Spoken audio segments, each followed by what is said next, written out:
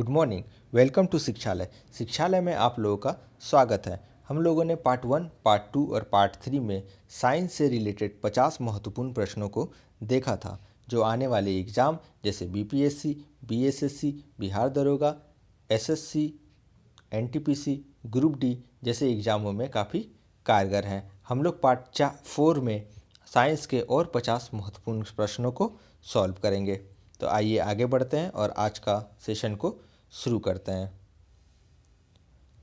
तो हमारा पहला प्रश्न है, तने के रूपांतरण का उदाहरण है। तो आलू, अदरक और प्याज तने के रूपांतरण का उदाहरण है। लोहे की मात्रा सर्वाधिक होती है। तो लोहे की मात्रा सर्वाधिक पालक के पत्ते में होती है। स्वस्थ शरीर में खून की मात्रा होती है। तो स्वस्थ शरीर में खून की मात्रा 5.6 लीटर होती है। वायुमंडल में ऑक्सीजन की मात्रा संतुलित है। तो प्रकाश संश्लेषण के द्वारा वायुमंडल में ऑक्सीजन की मात्रा संतुलित है। कवकों का अध्ययन कहलाता है। तो माइक्रोलॉजी कवकों का अध्ययन कहलाता है। हम लोग अगले प्रश्न की ओर बढ़ते हैं। तने के रूपांतरण का उदाहरण है आलू, अदरक और प्याज। इन प्रश्नों को हम लोग कर लिया है और हम लोग आगे प्रश्न की ओर बढ़ते हैं। अगले प्रश्न की ओर, हड्डी में प्रमुखता पाया जाता है। तो हड्डी में प्रमुखता कैल्शियम और फास्फोरस पाया जाता है। मानव में गुणसूत्रों की संख्या होती है।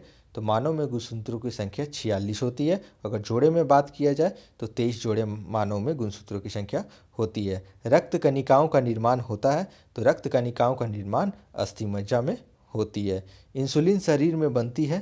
तो अग्नाशय द्वारा इंसुलिन शरीर में बनती है। राइबोसोम पदार्थ का भूमिगत प्रारूप है। तो राइबोसोम पदार्थ का भूमिगत प्रारूप तना है। अगले प्रश्न की ओर हम लोग पढ़ते हैं। शरीर में सबसे मजबूत हड्डी है। तो शरीर में सबसे मजबूत हड्डी जबड़े की हड्डी होती है। शरीर की सबसे लंबी अस्थि है। तो शरीर की सबसे अस्थि लंबी जांघ की होती है। हृदय 1 मिनट में धड़कता है। हृदय 1 मिनट में 72 यानी 72 बार धड़कता है।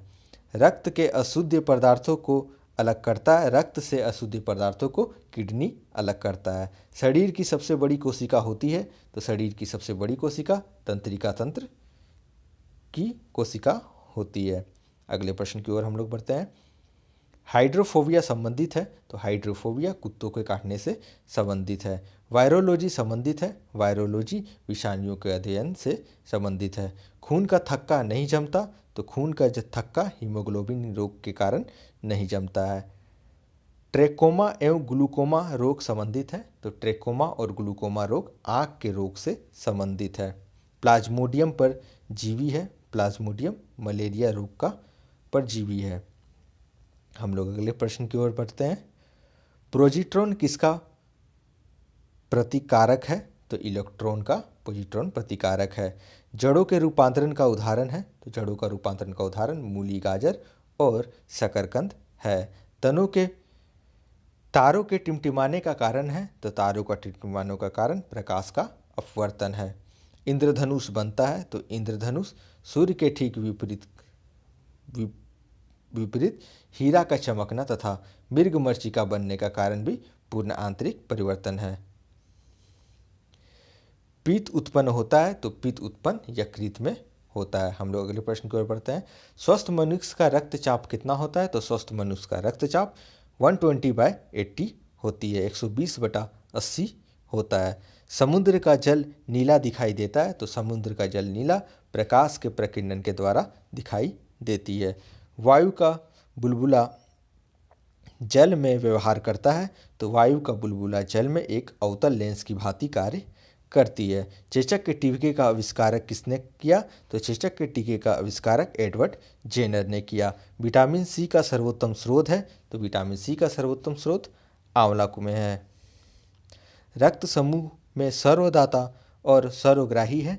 तो सर्वदाता की बात करें तो ओ ग्रुप ए है, ओ है, तथा सर्वग्राही की बात किया जाए तो ए बी सर्वग्राही है। मानव शरीर में गुर्दों का प्रमुख कार्य है। तो शरीर के बेकार द्रव को बाहर निकालना गुर्दों का काम है। किसकी कमी से रतौंधी रोग होती है। तो विटामिन ए की कमी से रतौंधी रोग होती है। शरीर में कुल हड्डियों की संख्या है। तो शरीर में हड्डियों की कुल संख्या 6 है। हम लोग अगले प्रश्न की ओर बढ़ते हैं। खून का रंग लाल होता है, तो खून का रंग लाल हीमोग्लोबिन के कारण होती है। हीमोग्लोबिन यौगिक है, तो हीमोग्लोबिन प्रोटीन का एक यौगिक है।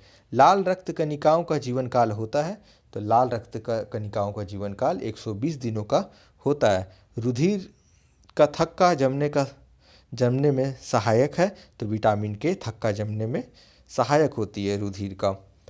रुधिर का तरल भाग है, तो रुधिर का तरल भाग प्लाज्मा है। अगले प्रश्न की ओर हम लोग बढ़ते हैं। अस्थायी तथा अस्थायी कठोरता दूर होती है, तो सोडियम कार्बोनेट से होती है।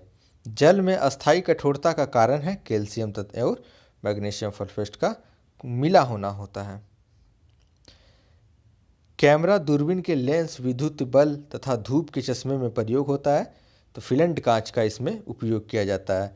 पारा, तांबा तथा एल्युमिनियम के प्रमुख अयस्क हैं, तो पारा तथा एल्युमिनियम के प्रमुख अयस्क डोलोमाइट, लाइटर तथा प्रोनोकाइट, कांसा प्रमुख इनके अयस्क हैं। कांसा मिश्र धातु है, तो कांसा तांबा व टीन का मुख्य धातु है। हम लोगों ने पिछले साल या प्रीवियस ईयर जितने भी क्वेश्चन पूछे गए हैं उन प्रश्नों को हम लोगों ने इसमें ऐड किया है, और आगे पार्ट में हम लोग जो संभावित प्रश्न होंगे उन प्रश्नों को हम लोग यहाँ सॉल्व करेंगे। हमारे साथ बने रहने के लिए बहुत बहुत धन्यवाद।